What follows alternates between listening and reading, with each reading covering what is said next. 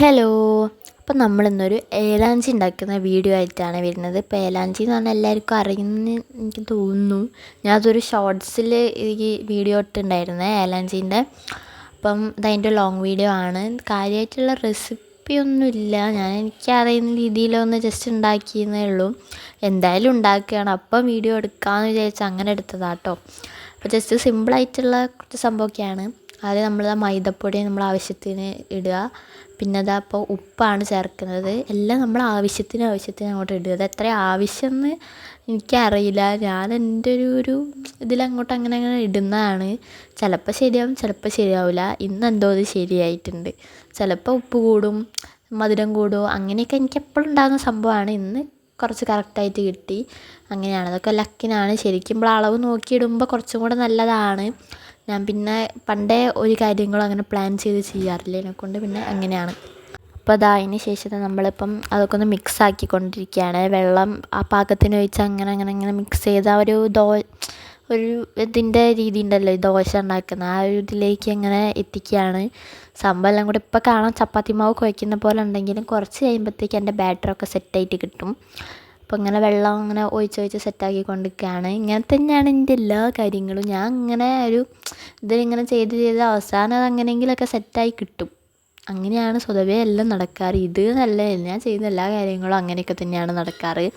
ചിലപ്പോൾ ഏട്ടൻ നടക്കില്ല, അതാണ് പ്രശ്നം. ഒക്കെ നമ്മൾ കറക്റ്റായിട്ട് ചെയ്യുമ്പം അതിൻ്റെ റിസൾട്ട് എന്തായാലും ഉണ്ടാവില്ലോ. അപ്പോൾ നമ്മൾ വിഷയത്തിൽ നിന്ന് തെന്നി മാറുന്നു. അപ്പോൾ നമ്മളിതപ്പോൾ നല്ലോണം ഒന്നൊക്കെ യോജിപ്പിച്ച് കൊടുക്കുകയാണ്.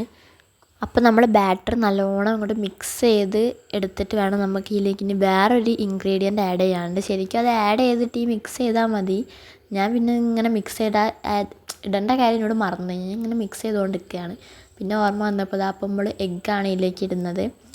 അപ്പം ഈ എഗ്ഗ് പൊട്ടിച്ച് ഈ ഇളക്കുന്ന കാര്യം നല്ലൊരു സാറ്റിസ്ഫൈങ് ആയിട്ടുള്ള കാര്യം. നമ്മളിങ്ങനെ മറ്റേ കേക്കൊക്കെ ഉണ്ടാക്കുന്ന വീഡിയോസിൽ കാണൂലേ, ആ ഒരു ഇതുപോലെ. അപ്പോൾ നമ്മൾ നല്ലോണം പിന്നെയും മിക്സ് ചെയ്ത് അങ്ങോട്ട് എടുക്കുക. അത് നല്ലോണം മിക്സ് ചെയ്തൊന്ന് സെറ്റാവണം. ഈ എഗ്ഗും ബാറ്ററും കൂടെ അങ്ങോട്ട് ഇതായി കഴിഞ്ഞിട്ടാണെങ്കിൽ നമുക്കിത് ദോശ പോലെ ചുട്ടെടുക്കണമല്ലോ. അപ്പം ആ ഒരു മിക്സിങ് ആണ്. അപ്പോൾ മിക്സിങ് ഒക്കെ കഴിഞ്ഞപ്പോൾ നമ്മൾ ദോശ ചുടാൻ വേണ്ടി പോവുകയാണ്. അതിന് വേണ്ടി നമ്മൾ കുറച്ച് ഓയിലും ഇതൊക്കെ ആക്കി കൊടുക്കുക കേട്ടോ. ഓയിലാണോ നെയ്യാണോ എന്തോന്നാണ് ആക്കിയത് മറന്നുപോയി. അപ്പോൾ ദോശ ചുട്ടെടുത്തിട്ടുണ്ട്. ഈ ദോശ നിങ്ങൾ കണ്ടിട്ട് ആദ്യത്തെ ടേക്കിൽ തന്നെ ഇത്രയും നല്ല ദോശ കിട്ടിയോ എന്ന് നിങ്ങൾ വിചാരിക്കരുത്. അത്രയും നല്ല ദോശയും അല്ല, ഇതിലും മൊണ്ണ ദോശയാണ് ഞാൻ ആദ്യം ഉണ്ടാക്കിയത്. പിന്നെ അവിടെ നിന്ന് ഞാൻ കുറച്ച് സെറ്റാക്കിയിട്ട് കുറച്ച് വലിപ്പം കൂട്ടി ഇങ്ങനെ ആക്കിയതാണ്. പിന്നെ കുറച്ച് കരിഞ്ഞ പോലെ നിങ്ങൾക്ക് തോന്നാം, അതും സ്വാഭാവികമാണ്. അത് ഞാൻ മൊരിയിപ്പിച്ചെടുത്തതാട്ടോ. എനിക്ക് അങ്ങനത്തെ കളറൊക്കെ ആകുമ്പോഴാണ് ഉണ്ടാക്കിയൊരു ഫീല് വരുള്ളൂ. അപ്പം അങ്ങനെ ആക്കി ഇങ്ങനത്തെ ഒരു കളറായി. പക്ഷേ കരിഞ്ഞ ടേസ്റ്റൊന്നും ഉണ്ടായിരുന്നില്ല കേട്ടോ. അപ്പോൾ ഇനി നമ്മൾ ഇതിലേക്ക് ഫില്ലിങ്സ് വെച്ച് കൊടുക്കുകയാണ്. അപ്പം ഫില്ലിങ്സ് പറഞ്ഞ പഴവും തേങ്ങയും പഞ്ചസാരയും കൂടിയൊക്കെ ആട്ടോ നമ്മൾ ഈ ഫില്ലിങ്സ് ഉണ്ടാക്കിയിട്ടുള്ളത്. അത് നല്ല ടേസ്റ്റുള്ളൊരു സംഭവമാണല്ലോ. പഴവും തേങ്ങയും നമ്മൾ ജസ്റ്റ് ഒന്ന് ഇങ്ങനെ നെയ്യിലൊക്കെ ഇട്ടൊന്ന് വാട്ടിയെടുക്കുകയാണ്. അപ്പം ഒരു വേറെ തന്നെ ടേസ്റ്റാണല്ലോ. അപ്പം നമ്മളെ ഏലാഞ്ചി ഇവിടെ സെറ്റായിട്ടുണ്ട്. ഇനി നമ്മളത് കഴിച്ച് നോക്കിയിട്ട് ബാക്കിയുള്ള കാര്യങ്ങൾ പറയാം.